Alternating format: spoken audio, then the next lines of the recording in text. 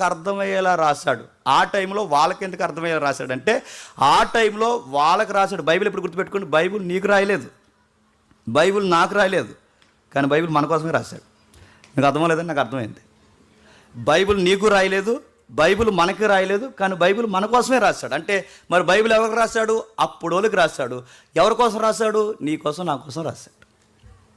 అంటే ఇప్పుడు అప్పటి వాళ్ళకి, అంటే వాళ్ళకి అడ్రస్ కావాలిగా, టు అడ్రస్ ఏదో ఒకటి ఉండాలిగా, ఫ్రమ్ టు ఏదో ఒకటి. ఈ అడ్రస్ ఉన్నప్పుడు వాళ్ళని అడ్రస్ చేస్తూ రాశాడు. ఆ అడ్రస్ చేస్తూ రాసిన అడ్రస్లో వాళ్ళు ఉన్నారు, కానీ ఆ లెటర్ చదివినప్పుడు ఎవరి కోసం చదువుకోవాలంటే నీ కోసం, నా కోసం చదువుకో. నీకు అర్థమవుతుందా? 9 అయిపోయింది, అర్థమైనట్టే.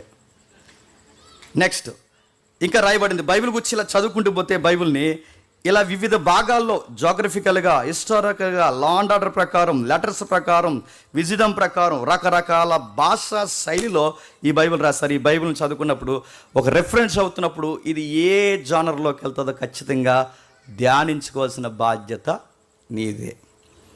ఏం సంబంధం లేకుండా, తిరమరం లేకుండా బైబిల్ చదివితే నిన్ను నువ్వు నష్టపరుచుకుంటావు, వినే వాళ్ళని కూడా నష్టపడతావు. ఇందాక తమ్ముడు మెసేజ్ చెప్తుంటే నాకు విషయం గుర్తు.